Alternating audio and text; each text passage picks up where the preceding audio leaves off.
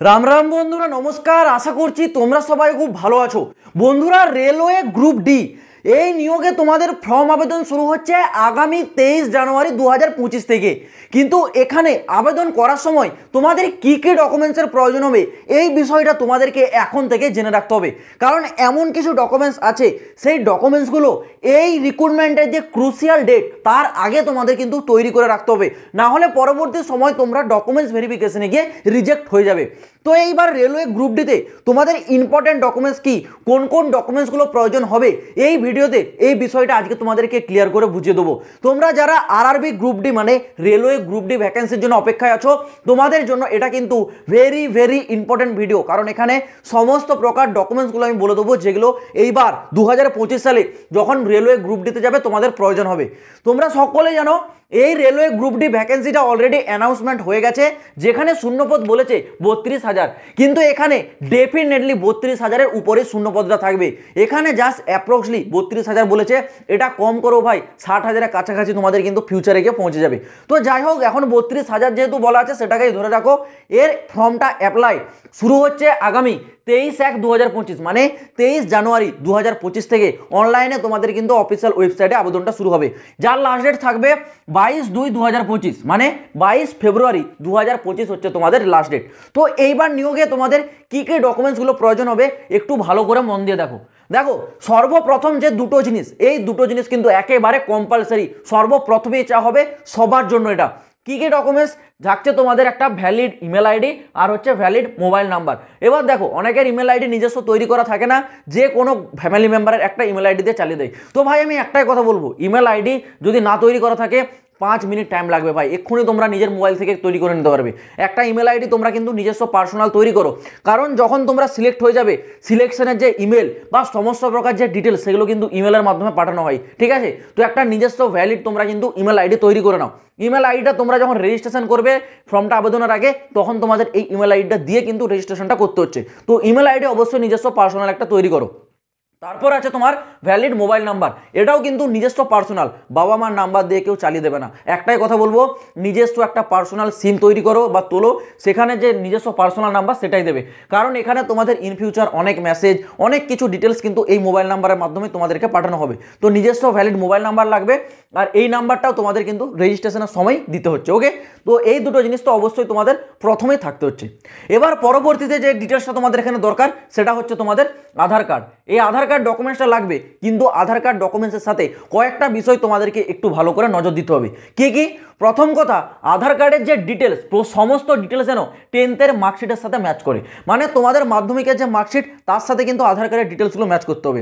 মানে তোমার যে নাম, সেই নামের যে স্পেলিং সেটা যেন 10th মার্কশিটে একই রকম স্পেলিং থাকে। তোমার যে ডেট অফ বার্থ সেটা যেন এখানেও মার্কশিটে একই রকম ডেট অফ বার্থ থাকে। তোমার ফাদার নেমসের যে স্পেলিংটা সেটা যেন এক থাকে। যদি কারোর কোনো জায়গায় মিসম্যাচ হয়ে আছে আধার কার্ডের সাথে 10th মার্কশিটের, তাহলে তোমরা এখন থেকে, এখনও তোমাদের হাতে টাইম আছে, তোমরা কিন্তু এটাকে রেডি করে রাখতে পারো। ওকে, আর এরই সাথে আধার কার্ডের সাথে যেন তোমার পার্সোনাল মোবাইল নাম্বারটা লিঙ্ক করা থাকে। এটা কিন্তু অনেকের নেই, এখনও বলছি ভাই, রেলওয়েতে এটা খুবই প্রয়োজন, ঠিক আছে? নিজের আধার কার্ডের সাথে নিজের মোবাইল নাম্বার লিঙ্ক, এটা যদি লিঙ্ক না করা থাকে, ইমিডিয়েট তোমরা সরকারি দপ্তরে যাও, সেখানে কিন্তু তোমার মোবাইল নাম্বারটা লিঙ্ক করে দেয়, এটাও কিন্তু খুব প্রয়োজন। বন্ধুরা, তোমরা যদি রেলওয়ে গ্রুপ ডি এক্সামিনেশন 2025-এর প্রস্তুতি নিচ্ছ, তোমাদের জন্য সেরা বই হতে চলেছে চাকসু পাবলিকেশনের তরফ থেকে প্রকাশিত করা এই বইটা। এই বইটি লেটেস্ট প্যাটার্নের ওপর ভিত্তিতে তৈরি করা কমপ্লিট বই। এই বইটিতে চ্যাপ্টার ওয়াইজ থিওরির সাথে সাথে PYQSও দেওয়া রয়েছে, যেগুলি তোমাদের জন্য খুবই কার্যকরী প্রমাণিত হতে চলেছে। এর সাথেই চাকসু পাবলিকেশনের তরফ থেকে রেলওয়ে গ্রুপ ডি এক্সাম 2025-এর প্র্যাকটিস সেট পাওয়া যায়, এবং তার সাথেই রেলওয়ে জিকে, রেলওয়ে ম্যাথ এবং রেলওয়ে রিজনিংয়ের চ্যাপ্টার ওয়াইজ বই পাওয়া যায়, যেগুলি তোমাদের প্রস্তুতিকে আরও মজবুত করে তুলবে। তোমরা যদি এই বইগুলি কেনার কেউ ইন্টারেস্টেড থেকে থাকো, এই বইগুলি অনলাইন থেকে কেনার লিঙ্ক আমি ভিডিও ডেসক্রিপশনে দিয়ে রাখছি, চাইলে তোমরা গিয়ে অনলাইন থেকে একবার চেক আউট করে দেখতে পারো। এইবার আসি তোমাদের দ্বিতীয় ডকুমেন্টস। দ্বিতীয় ডকুমেন্টস কি বলেছে? এডুকেশনাল কোয়ালিফিকেশন সার্টিফিকেট, মানে তোমাদের শিক্ষাগত যোগ্যতা যে সার্টিফিকেট। সর্বপ্রথমে আছে তোমাদের 10 পাসের তোমাদের যে ডিটেলস, মাধ্যমিক পাসে তোমাদের অ্যাডমিট মার্কশিট, এগুলো তো লাগছেই, কারণ যেহেতু এই রিক্রুটমেন্টটা মাধ্যমিক পাস লেভেলের রিক্রুটমেন্ট, এটা তো লাগছেই। সাথে সাথে যাদের আইটিআই থাকবে তোমাদের আইটিআই সার্টিফিকেট লাগবে, আর যাদের ন্যাশনাল ট্রেডের যে সার্টিফিকেট সেটা থাকলে তোমরা সেটা শো করবে। কিন্তু ধরো তুমি আইটিআই পাস করেছো, তোমার আইটিআই যে সার্টিফিকেট সেটা তবেই ভ্যালিড হবে যদি তোমার সার্টিফিকেটটা এই যে লাস্ট ডেট এটাকে ক্রুশিয়াল ডেট বলা হচ্ছে 22/2/2025, এটা হচ্ছে তোমাদের অ্যাপ্লাইয়ের লাস্ট ডেট।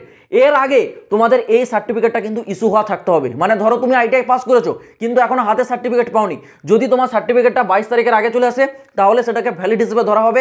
আফটার 22 তারিখের পর যদি আসে তাহলে সেটা ভ্যালিড নয়, তোমাকে শুধু মাধ্যমিক পাস ক্যাটাগরিতেই ধরা হবে। সেম জিনিসটা এই ন্যাশনাল ট্রেডের সার্টিফিকেটের ক্ষেত্রে, যদি আগে থেকে তোমার সার্টিফিকেট এসে গেছে তাহলে তো খুবই ভালো, নো ম্যাটার, ঠিক আছে। কিন্তু যদি 22 তারিখের পর আসে তাহলে কিন্তু সেটাকে ধরা হবে না, তোমাকেও সিম্পল মাধ্যমিক পাসে ধরা হবে। ওকে, তো এই আইটিআই সার্টিফিকেট বলো বা ন্যাশনাল ট্রেডের সার্টিফিকেট বলো, এই ক্রুশিয়াল ডেটের আগে কিন্তু ইস্যু হওয়াটা লাগবে। ওকে, নেক্সট তোমাদের যেটা বলেছে সেটা হচ্ছে তোমাদের ফটো অ্যান্ড সিগনেচার। নিজের যে পাসপোর্ট সাইজ ফটো আর সিগনেচার, এখানে তোমাদের রিক্রুটমেন্টের সময় যে যে পয়েন্টগুলো রিকোয়ার্ড পয়েন্ট দিয়ে থাকবে সেগুলো কিন্তু সব তোমাদের ফলো করতে হবে। প্রথম পয়েন্ট আমি কয়েকটা তোমাদের উদাহরণ বলে দিচ্ছি। যেমন ফটোটা তোমাদের রিসেন্ট তুলতে হবে। হয়তো তোমরা 5 বছর আগে ফটো তুলেছো, সেগুলো ভ্যালিড হবে না, বলবে রিসেন্ট 3 মাস কি 4 মাস, এটা তোমাদের নোটিফিকেশন বলে দেবে, সেই অনুযায়ী তোমাদের ফটোটা কিন্তু তুলতে হবে। এবং ফটোটার ব্যাকগ্রাউন্ডটা কী থাকবে, হোয়াইট ব্যাকগ্রাউন্ড না তোমাদের নেভি ব্লু না তোমাদের স্কাই ব্লু, এটা কিন্তু উল্লেখ করে দেবে। সেই ব্যাকগ্রাউন্ডে তোমাদের ফটো হওয়া লাগবে। এবং ফটোতে হয়তো এটা উল্লেখ করে দেবে যেন চোখে কোনো চশমা না থাকে, মাথায় কোনো টুপি না থাকে, যারা মানে মুসলমান তাদের যেন বোরখা এইসব কিছু না পরা থাকে, এই সমস্ত কিছু কিন্তু এখানে উল্লেখ করা থাকবে। সেগুলোকে কিন্তু পয়েন্টগুলোকে ফলো করতে হবে। আর সিগনেচারটা যেমন হয় সেই রকম সিগনেচার হবে। এই কয়েকটা জিনিস তোমাদেরকে কিন্তু ফলো করতে হবে। ওকে, নেক্সট তোমাদের ডকুমেন্টস যেটা সেটা হচ্ছে কাস্ট সার্টিফিকেট। এটা কাস্ট ক্যান্ডিডেটদের জন্য, যারা এসটি এসসি আর যারা ওবিসি। তোমাদের যে কাস্টের সার্টিফিকেট এটা কিন্তু সেন্ট্রাল গভর্নমেন্টের হতে হবে। রাজ্য সরকারের যদি কাস্টের সার্টিফিকেট থেকে থাকে তাহলে তোমাকে কিন্তু জেনারেলে ধরা হবে। সেই কাস্টের সার্টিফিকেট কিন্তু সেন্ট্রালের কাছে ধার্য নয়। সেন্ট্রালের যে নিজস্ব কাস্টের সার্টিফিকেট হয়, যেটা সেন্ট্রাল গভর্নমেন্টের, সেই সার্টিফিকেট তোমাদের থাকতে হবে, তবেই তোমরা কাস্টের ক্যাটাগরিতে তোমাদেরকে কিন্তু কাউন্টিং করা হবে। যদি তোমাদের হচ্ছে আমাদের এই রাজ্যের সার্টিফিকেট হয়ে থাকে কাস্টের, তাহলে তোমাদেরকে জেনারেল ক্যাটাগরিতে ধরা হবে। আর কাস্টের সার্টিফিকেটটা অবশ্যই তোমরা মনে করবে যেন তোমাদের 5 বছরের ভিতরে হয়, তাহলে কিন্তু খুবই ভালো। কারণ এসটি এসসি বলো বা ওবিসি বলো, এদের হয়তো সামথিং ওই 5 বছরের ভিতরে কাস্টের সার্টিফিকেট ভ্যালিড হয়। তো যাই হোক, কাস্টের সার্টিফিকেট এখানে তোমাদের কিন্তু সেন্ট্রালে থাকতে হবে। আর যারা ইডাব্লিউএস আছো, ঠিক আছে, ইডাব্লিউএস এর যে সার্টিফিকেট ওইটা সবাই জানো যে 1 ইয়ার ভ্যালিড থাকে। এর ইডাব্লিউএস এর যে সার্টিফিকেট এটা আমাদের ফাইন্যান্সিয়াল ইয়ার যেটা হয় প্রতি বছর একবার করে হয়, সেই বছরে কিন্তু একবারই কিন্তু এটা ভ্যালিড হয়। প্রতি বছর কিন্তু আলাদা আলাদা করে সার্টিফিকেট, মানে যেটা 2024 সার্টিফিকেট সেটা কিন্তু 2025 চলবে না, আবার 2025 করতে হবে। আবার যেটা 2025 সেটা কিন্তু 2026 চলবে না। তো যারা ইডাব্লিউএস আছো, তোমাদের যদি সার্টিফিকেট 1 বছর পুরনো হয়ে গেছে তাহলে তোমরা নতুন সার্টিফিকেটের জন্য অ্যাপ্লাই করে দাও। কারণ এই সার্টিফিকেটটাও তোমাদের এই লাস্ট ডেটের আগে দরকার, ঠিক আছে, 22/2/2025। আর এটা জানো তৈরি করতে একটু টাইম লাগে। তো যাদের সার্টিফিকেট নেই তোমরা তৈরি করে রাখো। ক্রুশিয়াল ডেট যদি পেরিয়ে যায় তারপর যদি কাস্টের সার্টিফিকেট তোমাদের হয় ইস্যু, তাহলে সেটাকে ধরা হবে না কাস্ট হিসেবে, তোমাদেরকে জেনারেলে কাউন্টিং করা হবে। তো এই কয়েকটা জিনিস তোমরা কিন্তু মাথায় রাখবে। এই কয়েকটা ডকুমেন্টস বর্তমানে তোমাদের অ্যাপ্লিকেশনের সময় লাগবে। এবার বাকি যা যা ডকুমেন্টস ডিটেলস সেটা কিন্তু তোমাদের নোটিফিকেশনে উল্লেখ করে দেবে। তো যাই হোক, এর বাইরে হয়তো আর কিছু থাকবে না। এগুলোই তোমাদের ডকুমেন্টস, যেগুলো তোমাদের ডিটেলসগুলো দরকার অ্যাপ্লিকেশনের সময় আমি তোমাদেরকে বলে দিলাম। আশা করছি এই ভিডিওটা দেখার পর ডকুমেন্টস রিলেটেড আর কোনো তোমাদের ভিডিও দেখার প্রয়োজন হবে না। তাও যদি তোমাদের মনে কোনো প্রশ্ন থেকে থাকে, কমেন্ট বক্স খোলা থাকছে, ডেফিনেটলি তোমরা কমেন্টে কমেন্ট করে কিন্তু জানাবে। আমি খুব শীঘ্রই তোমাদের কমেন্টগুলো রিপ্লাই করার চেষ্টা করব। তো চলো বন্ধুরা, আজ ভিডিওটা এই পর্যন্ত থাক। দেখা হচ্ছে আবার পরের ভিডিওতে নতুন কোনো আপডেটের সাথে। জয় হিন্দ, বন্দে মাতরম।